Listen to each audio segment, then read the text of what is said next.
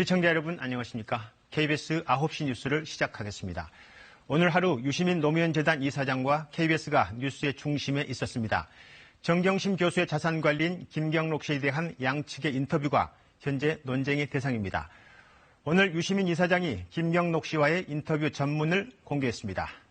KBS도 논쟁의 대상이 된 인터뷰 내용을 가감 없이 공개합니다. KBS 인터뷰는 한 달 전 9월 10일 진행됐습니다. 유시민 이사장은 KBS가 김경록 씨와의 인터뷰를 짜깁기해서 검찰 입맛에 맞게 보도했고 내용을 검찰에 유출했다고 말했습니다. 시청자 여러분이 KBS의 녹취록을 직접 보고 판단하시기 바랍니다. 제기되는 비판과 질책, 문제의식에 대해서는 깊게 고민하고 가다듬겠습니다. 김시원 기자입니다. 지난달 초 국회에서 열린 조국 장관 후보자 기자 간담회 자리.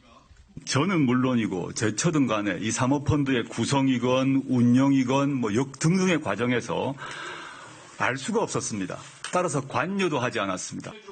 나흘 뒤 열린 인사청문회에서도 같은 취지의 말을 합니다.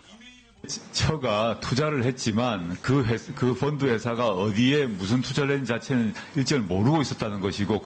그러나 사모펀드 투자를 둘러싼 새로운 사실이 확인되면서 의혹은 확산됐고 정 교수의 자산관리를 맡아온 한국투자증권 김경록 PB가 핵심 인물로 떠오릅니다.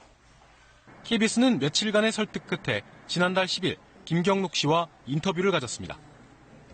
그런데 김경록 씨 말 중에는 조 장관의 주장과 다른 부분들이 있었습니다. 코링크 운용사 자체가 친척이 관련된 회사라고 하신 건가요? 아니면 친척이 추천한 회사라고 주셨나요? 자기가 운용을 한다라고 얘기를 했던 것 같아요. 네. 그래서 제가 그런 부분에서 조금 의아심을 가졌고 그쪽 회사에서 아무래도 교수님한테 뭐에 투자했다 이렇게 말씀을 드렸던 것 같고 그러다 보니까 저한테 이제 WFM이라는 회사가 어떤지 한번 봐달라 그런 말씀도 하셨습니다. 네. KBS는 조 장관 측에 사실관계를 물었지만 답변을 받지 못했습니다. 그리고 이튿날 법 위반 소지가 있는지를 따져 두 건의 보도를 했습니다.